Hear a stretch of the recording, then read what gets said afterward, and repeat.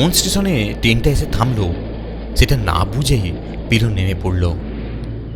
Express train local ট্রেনের মতো মাত্র 1 মিনিট দাঁড়ায় না, আর একটু বেশি সময় দেয় যাত্রীদের নামতে এবং উঠতে। এই স্টেশনে যে খুব ভিড় চোখে পড়ল পিলুর তা নয়, অবশ্য খুব একটা স্পষ্টভাবে যে দেখতে পাচ্ছি সেরকমও কিছু নয়। একে বেশ রাত হয়ে গেছে, তার উপর স্টেশনের আলোগুলো যে খুব উজ্জ্বল তা নয়। অখ্যাত মফস্বলী স্টেশন যেমন হয়, কিছু আলো জ্বলে কিছু জ্বলে না, যেগুলো জ্বলে সেগুলো টিম টিম করে জ্বলে।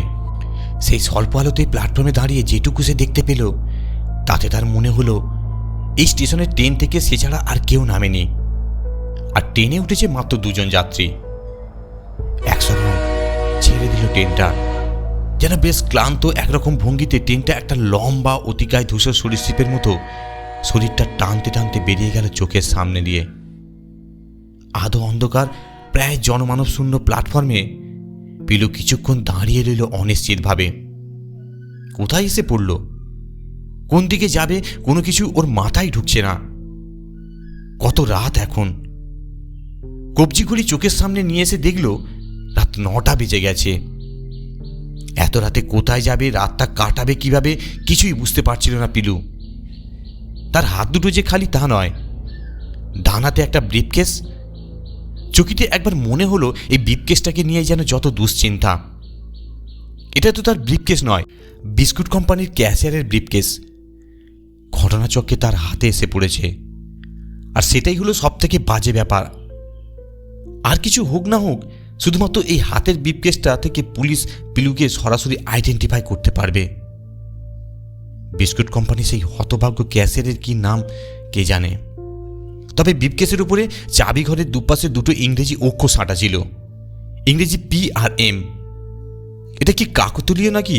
পিলুর নামের আদ্য অক্ষর তো পি। ক্যাশের নাম কি পিলু? হতেও পারে, আবার নাও হতে পারে। পিলুর নামটা যে খুব কমন তা নয়। স্টেশন থেকে বেরিয়ে রিক্সা স্ট্যান্ড, পরপর 3টে রিক্সা দাঁড়িয়ে আছে। একটির চালককে পাওয়াই গেল না, আর একটির চালক গম্ভীরভাবে জানালো ভাড়া যাবে না। হয়তো রাত হয়েছে বলে সে নিজেই নিজেকে ছুটি দিয়ে দিয়েছে। অন্য রিক্সার চালক ফ্যাঁস ফ্যাঁসে স্বরে জিজ্ঞেস করলো, সাহেবের কোথায় যাওয়া হবে? কাছাকাছি কোনো হোটেল আছে, নিয়ে যেতে পারবে? আনন্দলোক লজ, উঠে পড়ুন, 15 টাকা ভাড়া লাগবে। 15 টাকা? পিলুর মুখে অভ্যাসবশত চলে এসেছিল কথাটা। সে সামলে নিল, সে এখন অনেক টাকার মালিক। হাতের অ্যাটার্জিতে খুব কম করে হলেও 2,15,000 টাকা তো আছেই, তার বেশিও থাকতে পারে, কম অন্তত নয়।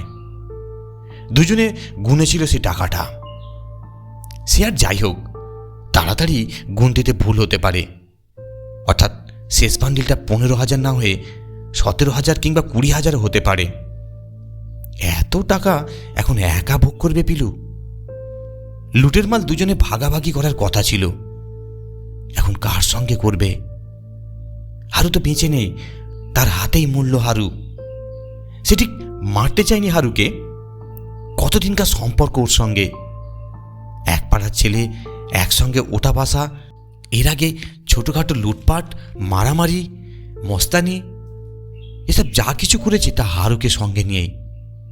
একরকম দোসরই ছিল তার হারু। হঠাৎ কি যে কি হয়ে গেল! লুটের মাল ভাগাভাগি নিয়ে এমন বাড়াবাড়ি শুরু করলো হারু যে তাকে রাগের মাথায় হাপিস করে দিতে হবে, আর তাই করলো হারু। বেশ 15 টাকাই দেব। রিক্সাতে উঠে পড়ল পিলু। মফস্বলের এবড়ো খেবড়ো রাস্তা ধরে নিঝুম রাতে লজ্জর আওয়াজ তুলে রিক্সা ছুটছে। মাত্র 7-8 মিনিটের মধ্যেই লজে পৌঁছে গেল রিক্সা। পিলুর মনে হলো রাস্তা স্টেশন থেকে খুব বেশি নয়, অন্তত 15 টাকা ভাড়া হওয়ার কথা নয়, কিন্তু কি আর করা যাবে? এত রাতে অচেনা একজন সওয়ারি পেয়ে রিক্সা চালক ভালো দাম মেরে দিল। আনন্দলোক লজে একটা বিডিও ফাঁকা নেই।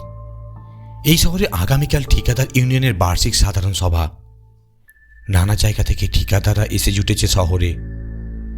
আনন্দলোক লজের সব ঘর এবং বিছানা অধিকার করে নিয়েছে তারাই, সুতরাং পিলুর জায়গা হবে না। তাহলে সে কি করবে? রাতটা কি রাস্তায় কাটাবে নাকি?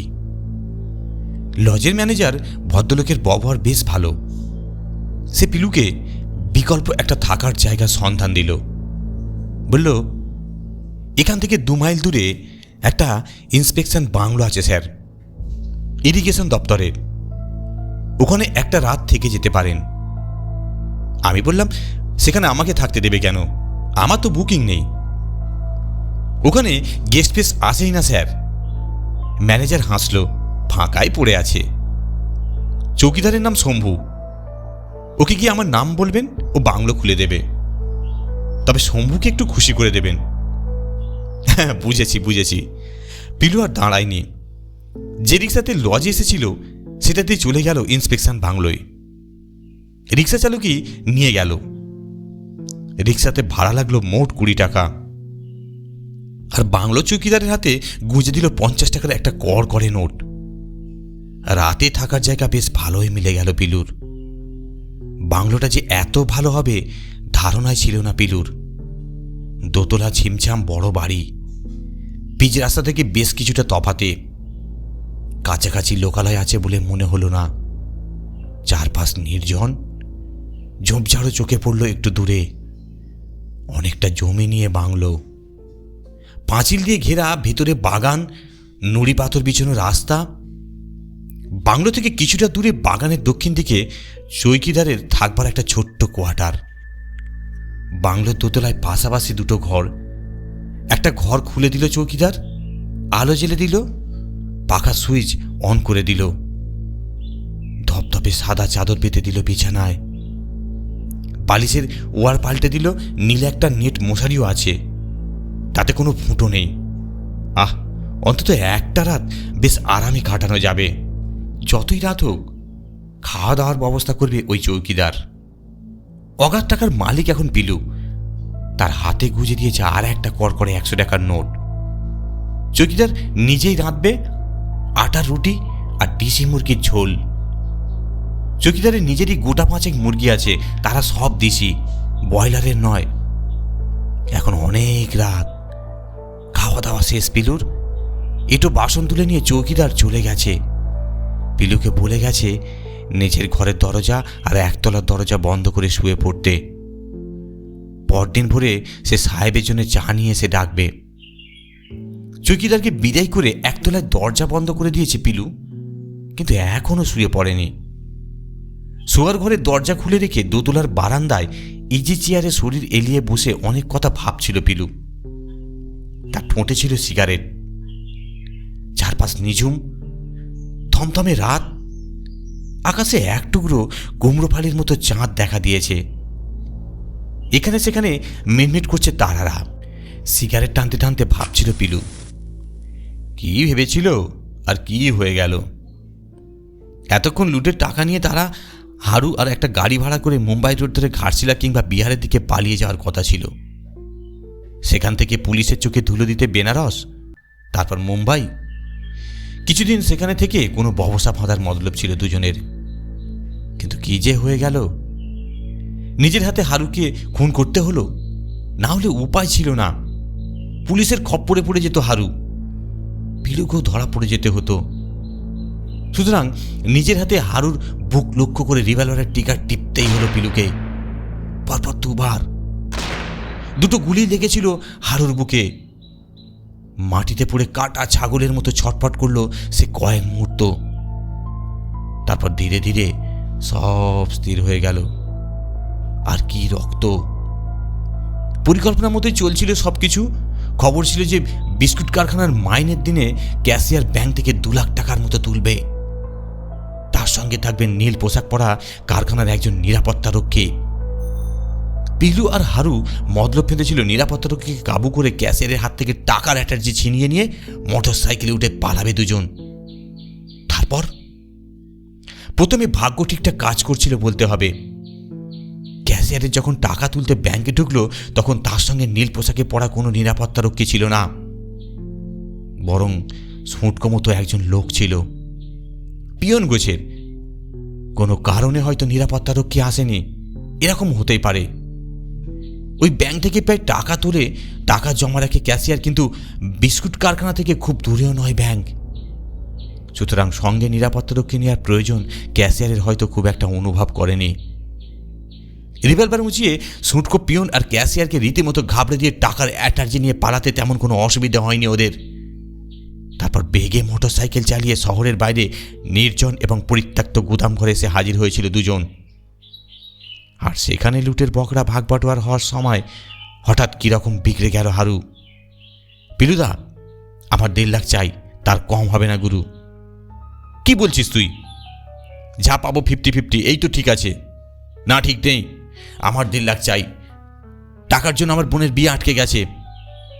আজে বাজে বলিস নি হারু, 2 লাখের ওপর হিসেব হবে। এক্সট্রা বান্ডিল যেটা এসেছে সেটা আমার। চোরাবাজার থেকে 8,000 টাকা দিয়ে রিভলভারটা কিনতে হয়েছে, সব অ্যারেঞ্জমেন্ট আমার। তুই শুধু ক্যাশিয়ারের ব্যাংক থেকে টাকা তোলার খবর এনেছিস। কোনো কথা শুনবো না, 1.5 লাখ আমাকে দিতেই হবে। বলতে বলতে হারু পাগলের মতো আচরণ করছিল। মেঝেতে রাখা টাকা ভর্তি অ্যাটার্জিটা ছোঁ মেরে তুলে নিতে গিয়েছিল। তারপর ডালা খুলে 100 টাকা নোটের বান্ডিলও খপাখপ পড়ছিল নিজের ট্রাউজারের পকেটে। পিলু বাঁধা দিতে গিয়েছিল, পিলুর চোয়ালে সবকে ঘুষি ঝেড়েছিল হারু। এত জোর ছিল সেই ঘুষিতে যে পিলু ডাল সামলাতে না পেরে ছিটকে পড়ে গিয়েছিল মাটিতে। সর্ষে ফুল দেখেছিল চোখে, মনে হয়েছিল চোয়ালটা বোধহয় ফেটে গেল। আর সেই সুযোগেই হারু অ্যাটার্জিটা ছোঁ মেরে তুলে নিয়ে পালাতে গিয়েছিল। রাগের বিদ্যুৎ এপর ওপর করে দিয়েছিল পিলুকে। নিজেকে সবেগে মাটিতে থেকে তুলে নিয়ে সে ঝাঁপিয়ে পড়েছিল হারুর ওপর। তবুও হারু পিলুর কবল এড়িয়ে পালাতে চেষ্টা করেছিল, কিন্তু আর কোনো সুযোগ দেননি পিলু। রাগে সে দিকবিদিক জ্ঞান শূন্য, তীব্র হিংসা আর রাগে তাকে পুরোপুরি আচ্ছন্ন করে ফেলেছিল। বেঈমান হারু, শালা তোকে আমি বাঁচতে দেব না, তোর মনে এত পাপ। পিলু নিজের ট্রাউজারের পকেট থেকে লোডেড রিভলভারটা বের করে ট্রিগার টিপে দিয়েছিল। বিস্ফারিত চোখে হারু তাকিয়েছিল পিলুর দিকে। অ্যাটার্জিটা ছিটকে গিয়েছিল হাত থেকে। ডালা খোলা অ্যাটার্জি থেকে অনেক আরশোলার মতো ফরফর করে টাকা উঠছিল। কলা গাছের মতো ধপ করে পড়ে গিয়েছিল হারুর শরীর। কিছুক্ষণ ছটফট, তারপর নিস্তব্ধ হয়ে গেল। আর দাঁড়ায়নি পিলু। অ্যাটার্জির নোটের বান্ডিল দ্রুত গুছিয়ে নিয়ে মোটরসাইকেল ফেলে রেখে সে হাইওয়েতে এসে দাঁড়িয়েছিল। হাত থেকে থামিয়েছিল একটা দ্রুতগামী বাস। উঠে বসেছিল বাসে। তারপর শিয়ালদাহ স্টেশন। টিকিট কাটার দরকার মনে করেনি। সঙ্গে অনেক টাকা। চলন্ত ট্রেনে টিটিকে ম্যানেজ করে নেব। সামনে যে এক্সপ্রেস ট্রেন দেখছিল তাতেই উঠে পড়েছিল। অনেক দূর চলে আসবার পর সে জেনেছিল ট্রেনটা যাচ্ছে উত্তরবঙ্গে নিউ জলপাইগুড়ি। টিটির সঙ্গে বাতচিত হয়েছিল। বাড়তি টাকা ফাইন দিয়ে মালদার টিকিট কেটে নিয়েছিল পিলু। তারপর মনে হয়েছিল সে যে মালদা গেছে এ ব্যাপারে টিটি লোকটাই সাক্ষী থাকবে। এটা ঠিক নয়। যে কাণ্ড করে পুলিশ তো পেছনে লাগবেই, লেগে গেছেও হয়তো এতক্ষণে। পুলিশকে বিভ্রান্ত করতেই যেন পিলু আচমকা ট্রেন থেকে নেমে পড়েছিল মুর্শিদাবাদ আর ফরাক্কার মাঝামাঝি একটা স্টেশনে। অনেক রাত হলো, তবুও ঘুম আসছে না। বাংলোর বারান্দায় ঝিম মেরে বসে এতক্ষণ কথাগুলো ভাবছিল পিলু। তার মনটা ভীষণ খচখচ করছিল। শুধু শুধু সে খুনি হয়ে গেল। হারু তার বড় বন্ধু ছিল, সেই বন্ধুর রক্তে কুলুষিত হয়ে গেল হাত। কি ভেবে রেখেছিল আর কি হলো? এতক্ষণ একটা প্রাইভেট গাড়ি ভাড়া করে আর হারুর ঘাটশিলা কিংবা চাইবাসা পৌঁছে যাওয়ার কথা। দূরে সমস্বরে শিয়াল ডেকে উঠল একটা রাতচরা পাখি। বিচিত্র গলায় ডাকতে ডাকতে উড়ে গেল আকাশের ঘুম নিচু দিয়ে। কি এক অজানা ভয়ে হঠাৎ পিলুর শরীর ছমছম করে উঠল। সে ঘরের মধ্যে ঢুকে এলো। আলো নিভিয়ে মশারি ফেলে শুয়ে পড়ল। কখন যেন ঘুমও এসে গেল। কতক্ষণ ঘুমিয়েছিল খেয়াল নেই পিলুর। এক সময় ভেঙে গেল ঘুমটা।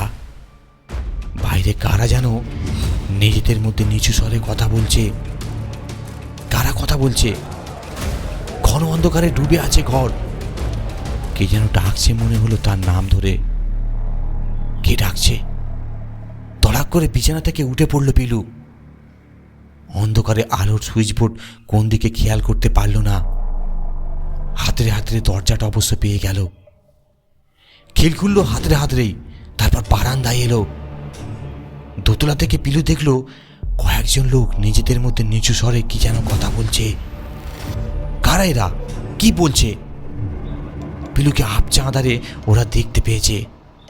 কয়েকজন বলে উঠলো, ওই তো ওই তো ওই তো এসে। লোকগুলো কারা, এত রাতে এখানে কি করছে? পিলুকে কি ওরা কিছু বলতে চায়? কি বলতে চায়? পিলু স্পষ্ট দেখলো লোকগুলো হাত নেড়ে ইশারা করছে, পিলুকে নিচে আসতে বলছে। কোথা থেকে আসছেন আপনারা, কি বলতে চান? পিলু চেঁচিয়ে জিজ্ঞেস করলো, কিন্তু কেউ তার প্রশ্নের উত্তর দিল না। শুধু সবাই একসঙ্গে হাত নেড়ে ইশারা করছে, তাকে নেমে আসতে বলছে। খুব কৌতূহল হলো পিলুর। সে দ্রুত সিঁড়ি দিয়ে নিচে নেমে এলো। একতলার দরজা খুললো, বাইরে বেরিয়ে এলো। ঠান্ডা বাতাসের এক ঝাপটা। লোকগুলো যেখানে দাঁড়িয়ে ছিল পিলু সেখানে এসে জিজ্ঞেস করলো, কে আপনারা, আমাকে ডাকছেন কেন, এত রাতে কি চান? লোকগুলো আঙুল দেখালো, মুখে কিছু না বলে।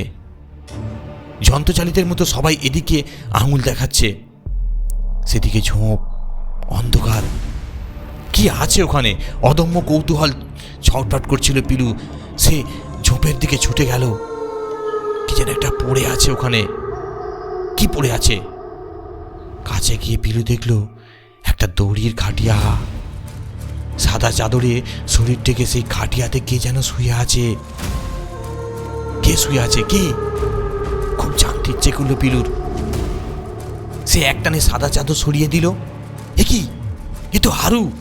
বুকের জমা রক্ত ভেসে যাচ্ছে হারুর, মুখটা যন্ত্রণায় বিকৃত হয়ে আছে। পিলু কিছু বুঝবার আগেই হারু শটান উঠে বসলো। তারপর দু হাত বাড়িয়ে টিপে ধরলো পিলুর গলা। দূর থেকে সেই লোকগুলো রাতের নিস্তব্ধতা খান খান করে হা হা হা করে হাসছিল।